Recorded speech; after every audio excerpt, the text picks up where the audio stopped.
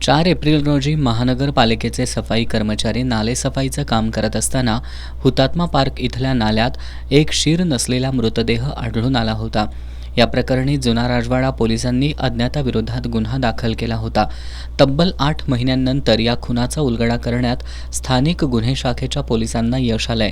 यातील मुख्य संशयित रावण कांबळे याचा खून झालाय. आता पोलिसांनी या प्रकरणी दोघांच्या मुसक्या आवळत त्यांना जुना राजवाडा पोलिसांच्या स्वाधीन केलंय. अतुल शिंदे आणि अभिषेक माळी अशी त्यांची नावं आहेत.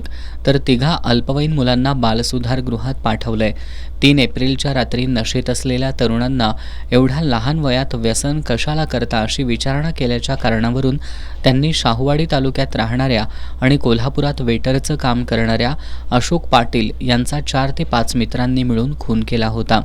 यानंतर त्याचं शीर कापून मृतदेह नाल्यात फेकला होता. जुना राजवाडा पोलीस ठाण्याचे पोलीस उपनिरीक्षक SM गळवे यांनी अत्यंत सखोल चौकशी करत या प्रकरणाचा छडा लावण्याचा प्रयत्न केला होता. मात्र तत्पूर्वी स्थानिक गुन्हे शाखेच्या पोलिसांनीच 2 आरोपींच्या मुसक्या आवळल्यात. दरम्यान आता ताब्यात घेतलेल्या संशयित आरोपींच्या जबाबावरून पोलीस या मृतदेहाचे शीर शोधण्याचा प्रयत्न करतायत. गेली 2 दिवस हुतात्मा पार्क इथल्या जुन्या विहिरीच्या शेजारी खड्डा काढून शीर शोधण्याचं काम सुरू आहे. मात्र अद्याप त्याला यश आलेलं नाही. 8 महिन्याचा उलटलेला कालावधी आणि दरम्यानच्या काळात आलेला पूर यामुळे शीर शोधणं पोलिसांसमोर आव्हानात्मक असणार आहे.